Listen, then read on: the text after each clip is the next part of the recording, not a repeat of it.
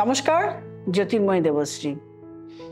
সরস্বতী পুজো প্রত্যেকটা যারা বিদ্যা চর্চা করে, যারা নৃত্যগীত করে, তারা প্রত্যেকেই এই সরস্বতী পুজো বা পুজো অর্চনা করে থাকে। কিন্তু আজকে একটি অন্য ধরনের বিদ্যার দেবী বলবো, যেটির নাম আপনারা শুনেছেন, কিন্তু এই দেবী কে, কোথা থেকে আবির্ভূতা হলেন এবং এই দেবীর পূজা অর্চনা কিভাবে করলে বা কি করলে বিদ্যার্থীরা খুব ভালো রেজাল্ট করতে পারে।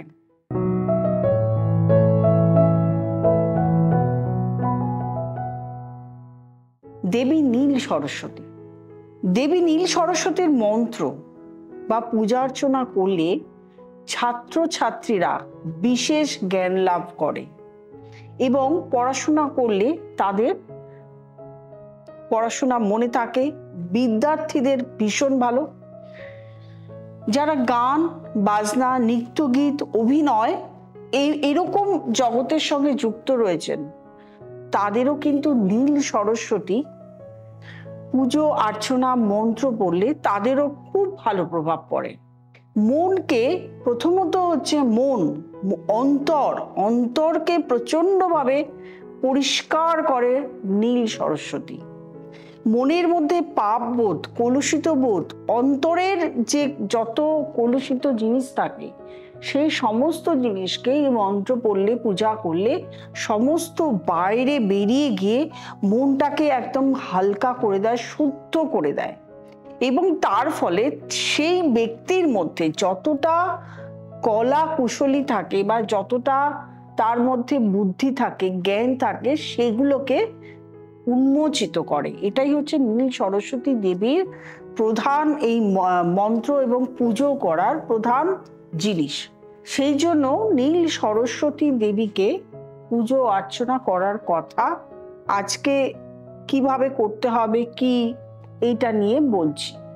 নীল সরস্বতী দেবী হলো আমাদের দশ মহাবিদ্যার নবম দেবী, মাতঙ্গী।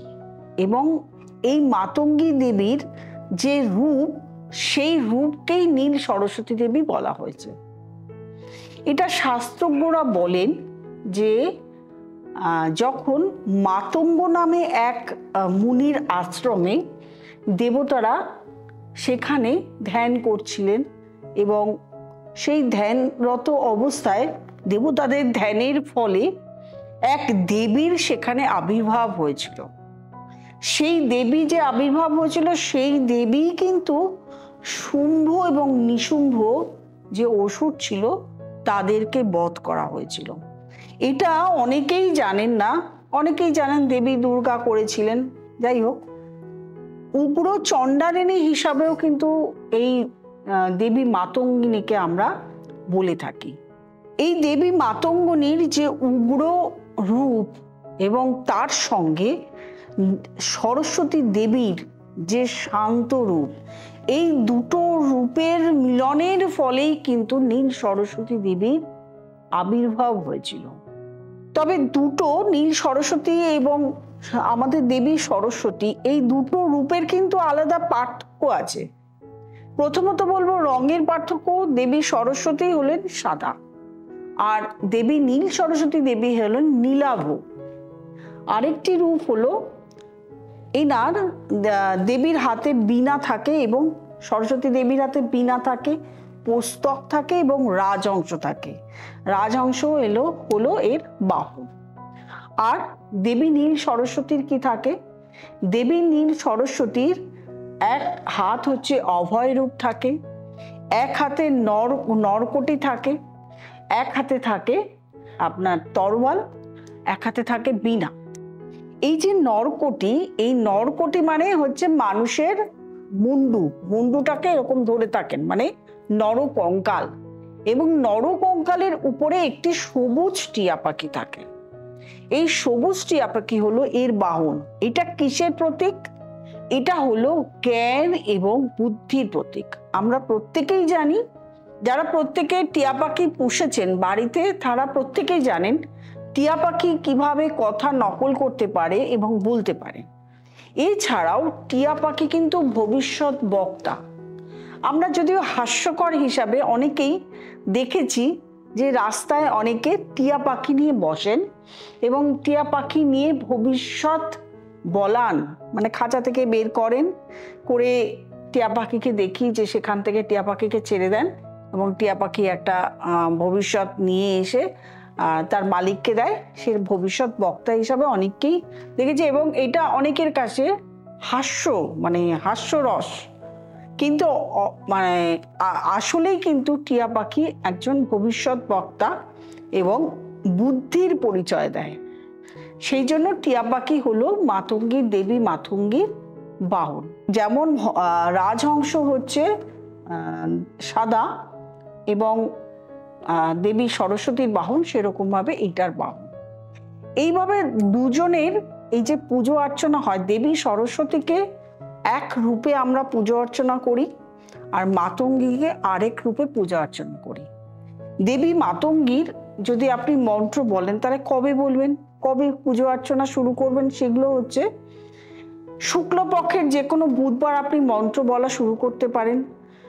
আপনার যেদিন সরস্বতী পুজো শুক্লপক্ষের পঞ্চমী তিথি সেদিন করতে পারেন। নবরাত্রির সময় যখন নবরাত্রি থাকে তখনও কিন্তু আপনি এই মন্ত্র শুরু করতে পারেন। নবরাত্রির সময় যদি আপনার শুরুও হয় তাহলে কিন্তু নবরাত্রির সময় এই মন্ত্রটা বেশিভাবে আপনি প্রয়োগ করতে পারেন, যেরকম 108 বার বলতে হয় সেরকম প্রয়োগ করতে পারেন। কখন বলতে হবে? ব্রহ্ম মুহূর্তে যদি এই মন্ত্র বলতে পারেন তাহলে ভীষণ ভালোভাবে কাজ হয়। আর যদি ব্রহ্ম মুহূর্তে না পারেন তাহলে অন্তত সকাল 6টা থেকে 7টার মধ্যে এই মন্ত্রগুলো বলবেন। এবার ধরুন খুব ছোট বাচ্চা, সেই ছোট বাচ্চা আপনার মন্ত্র বলতে পারছে না, কারণ অনেক সময় হয় মন্ত্রগুলো একটু কঠিন টাইপের হয়, তাহলে ছোট বাচ্চাদের মারা কিন্তু এই মন্ত্রগুলো বলতে পারেন, শুরু করতে পারেন। যে দিনগুলো বলেছি, শুক্লপক্ষের বুধবার, সরস্বতী পুজোর দিন, নবরাত্রি, এই দিনগুলো দেখে আপনারা কিন্তু মন্ত্র শুরু করতে পারেন। এবং এই মন্ত্র বলার প্রসেস হলো, প্রথম যে মন্ত্রটা বলবেন প্রথমত 9 বার করে আপনারা প্রত্যেক দিন বলবেন। 9 বার স্টার্ট বলতেই হবে। যদি 9 বার করে বলতে না পারেন, মানে এটা তো তাহলে প্রবলেম হয়ে যাবে। 9 বার করে বলতে হবে। যদি আপনার বেশি বার বলতে ইচ্ছে হয়, বাধা না থাকে, তাহলে আপনি 108 বার করে এই মন্ত্রগুলো বলতে পারেন। মন্ত্রটি আমি আস্তে আস্তে বলবো এবং মন্ত্রটি পাশেও আপনারা দেখতে পাবেন। এই মন্ত্রটি আপনারা আপনাদের বাচ্চাদের বা যারা নাচ, গান, নৃত্য, অভিনয়, বিভিন্ন প্রফেশনের সঙ্গে যুক্ত আছেন তারাও এই মন্ত্রটি করতে পারেন। ওং রিং শ্রিং রিং ওইং হুং নীল সরস্বতী ফট স্বাহা। আবার বলছি শুনুন, ওং রিং শ্রিং রিং ওইং হুং নীল সরস্বতী ফট স্বাহা।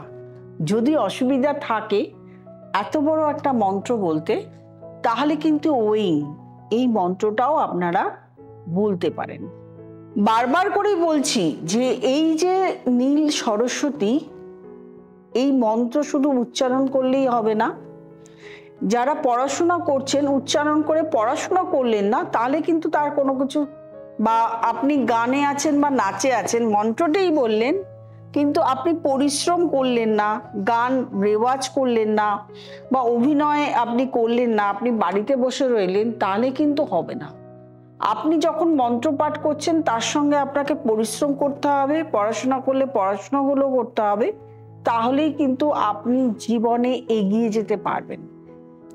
অনেক বাচ্চারাই আছে নীল সরস্বতীর কবচ পরিধান করেন এবং অনেক শিশু বা অনেক যারা বিদ্যার্চনা করছেন, বড়রাও বলুন, অনেকেও কিন্তু নীল সরস্বতীর কবচ পরিধান করেন পড়াশোনায় যাদের প্রচণ্ড বাধা রয়েছে। নীল সরস্বতী শুধু যে আমাদের নবম অবতার তা তো নন, দশম মহাবিদ্যার নবম দেবী তা নন, এটি একটি মানে শনির সঙ্গে কানেক্টেড রয়েছে। যেহেতু নীল শনির সঙ্গে, সুতরাং যাদের চার্টের মধ্যে পড়াশোনার ক্ষেত্রে 3rd house, 2nd house, 3rd house, 4th house, 5th house বা শনি ডিস্টার্ব রয়েছে, পড়াশোনার ক্ষেত্রে আপনার জীবনে ডিস্টার্ব দিচ্ছে, তারাও কিন্তু নীল সরস্বতীর কবচ পরিধান করতে পারেন। সামনেই সরস্বতী পুজো, আপনারা আমার সঙ্গে যোগাযোগ করে নিতে পারেন। সরস্বতী পুজো প্লাস যে কোনো পূর্ণিমা, যে কোনো অমাবস্যা, শুক্ল পঞ্চমী এবং নবরাত্রি, যে কোনো সময় এই কবচ তৈরি করা যায় এবং এই কবচ পরিধান করা যায়। তাতে এবং তার সঙ্গে মন্ত্র পাঠ করা যায়। তাতে যে সমস্ত স্টুডেন্টদের পড়াশুনোতে ভীষণভাবে প্রবলেম ক্রিয়েট করছে, তাদের কিন্তু অনেকটাই, যারা করেছেন আমার কাছ থেকে তারা ইদানিং জানেন। আমি যেহেতু এখানে বলিনি, এতদিন এগুলো বলে উঠতে পারিনি, কারণ এত এত এত জিনিস বলার আপনাদের থাকে, আমার সত্যি খুব কম পড়ে যায়, বলতে গেলে আমার সত্যি কম পড়ে যায়। সুতরাং এই প্রোগ্রামগুলো আমি আজ থেকে চেষ্টা করব আমি তুলে ধরতে আপনাদের সামনে, যেগুলো আমি আপনাদের নিয়ে করিয়ে অনেক কিছু আছে, সেগুলো আস্তে আস্তে আপনাদের সামনে আসবে। যারা কবচ তৈরি করাতে চান তারাও কিন্তু আমার সঙ্গে যোগাযোগ করতে পারেন। নিচে স্ক্রলে যে নাম্বারটি যাচ্ছে সেই নাম্বারে আমাকে ফোন করে বুকিং করে চেম্বারে আসতে হবে। দেখাতেও চেম্বারে আসতে পারেন, সেটাও ফোন করে বুকিং করে চেম্বারে চলে আসতে হবে। আর যারা নতুন প্রোগ্রাম দেখছেন তারা অবশ্যই সাবস্ক্রাইব করবেন, লাইক করবেন, কমেন্ট করবেন। কি জানতে চাইছেন সেগুলো একটু যদি বলেন, তাহলে আমি সেটা নিয়ে নেক্সট টাইমে আবার প্রোগ্রাম করতে পারি। আর নোটিফিকেশন অল বেলটি প্রেস করতে ভুলবেন না। প্রত্যেকে ভালো থাকবেন, আনন্দ থাকবেন। নমস্কার।